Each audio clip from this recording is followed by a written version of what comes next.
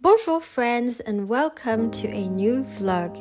Today I am taking you with me to the museum for a Korean brunch and a walk in the Passage Couverts, the covered passages of Paris.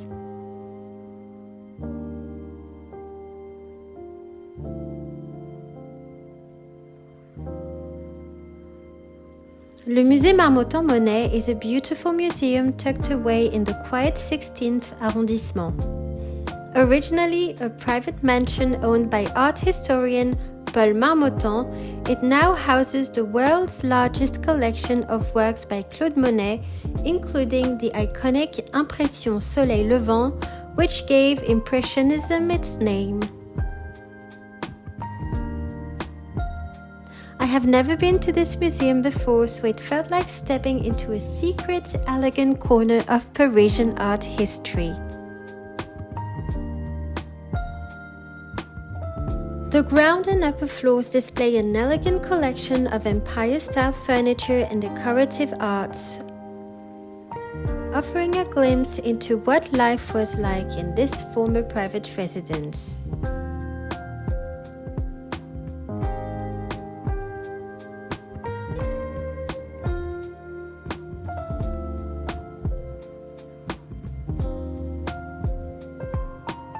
Walking through the rooms feels like stepping back in time before you descend into the lower level to discover the breathtaking Monet collection.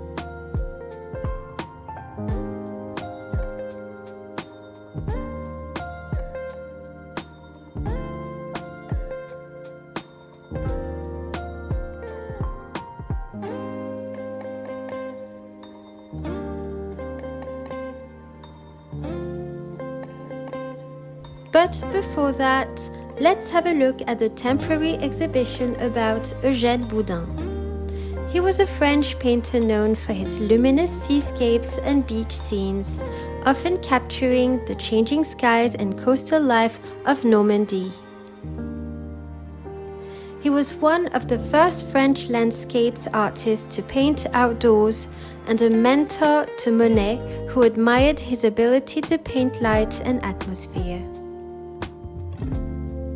Now to the enchanting part, Monet's paintings. It truly felt like walking into a dream.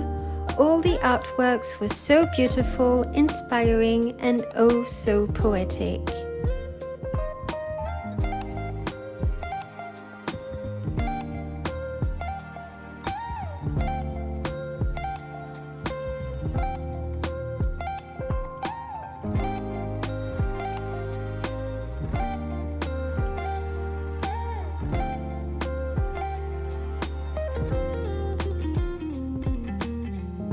And of course, at the end I stopped by the souvenir shop, but it was so crowded I didn't film anything there.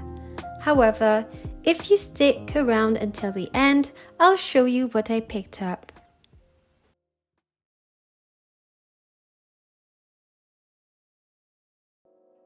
After the museum, my friend and I headed out for lunch.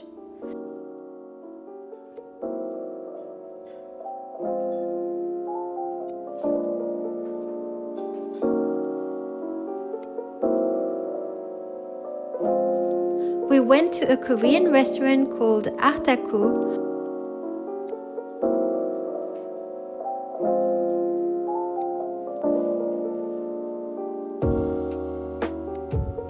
A lovely little spot with a calm, minimalist atmosphere.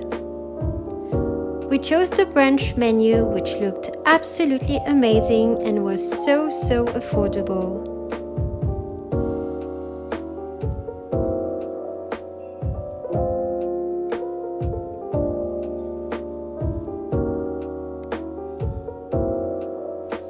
The drink we picked was a prunade, a kind of lemonade made with prune. Sadly, that part was a bit of a letdown as it tasted rather bland.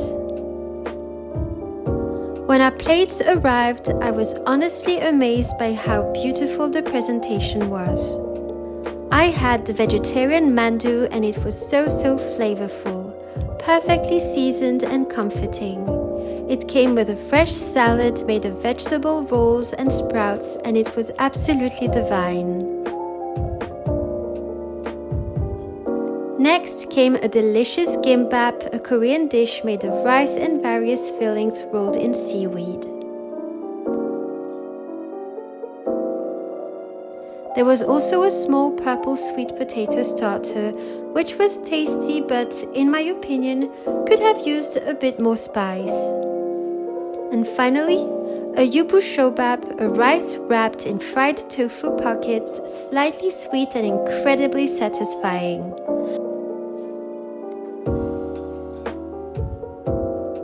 And then came the dish we had been waiting for and talked so much about, the croffle. It's a croissant baked in a waffle iron, and it was served savory with crispy chicken, a delicious sauce, and a fresh side salad.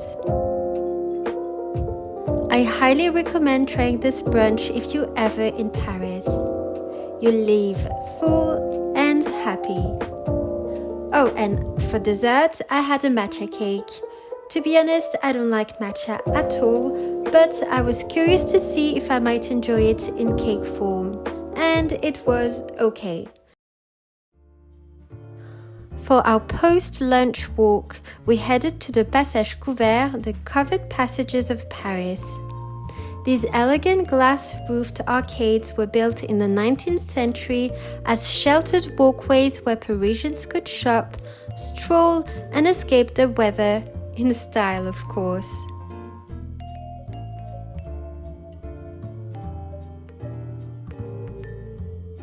Nowadays, they're lined with restaurants, cafes, and all kind of little shops, some more interesting than others. Bo Mie, a bakery I absolutely love, recently opened a location there, so my friend and I stopped by to grab a little something for later.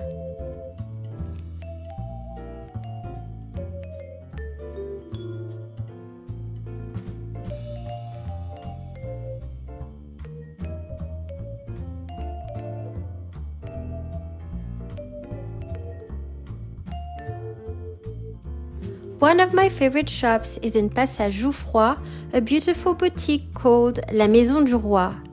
It's filled with all sorts of decoration and ornaments. Many of them remind me of Versailles with their elegant vintage charm.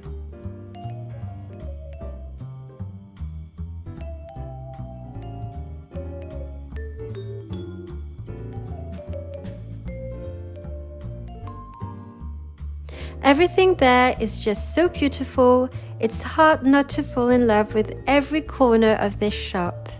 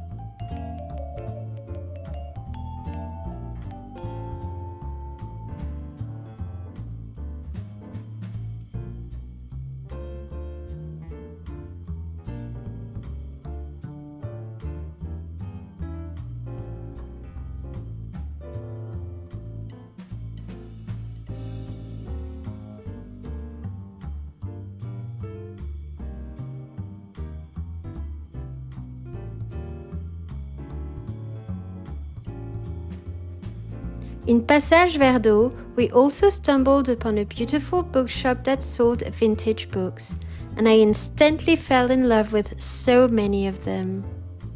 One day, I'm hoping to treat myself to a gorgeous vintage copy of Les Contemplations by Victor Hugo, one of his most moving and poetic collections.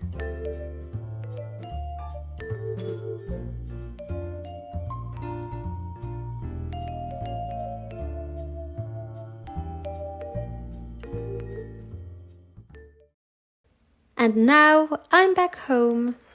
Let me show you what I picked up at the museum.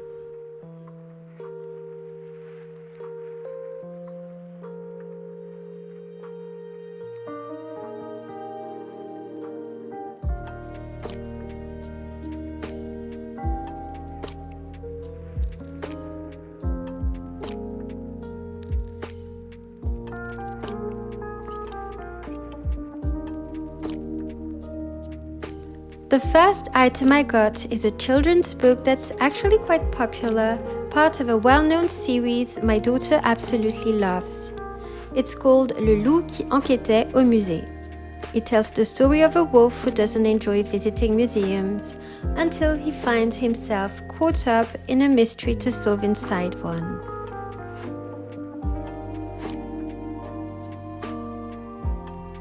Next up, of course, postcards for my wall. I always love bringing a little piece of the museum home with me. The first one is En promenade près d'Argenteuil by Monet. Then I chose Le cerisier and bergère couchée by Berthe Morisot, whose work I find so soft and poetic.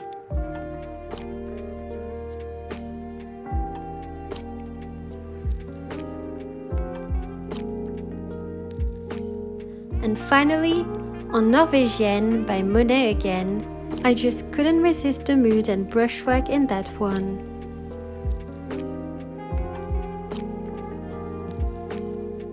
Oh, and I nearly forgot what I picked up at Bo Mie. I had ordered a beignet filled with applesauce, but they accidentally gave me the plain one instead, which was a bit disappointing. A beignet without filling can be a little bland, but thankfully it still tasted good and the dough was soft and fresh, so not a total loss. Thanks for watching my video and don't forget to like, comment and subscribe for more. À bientôt!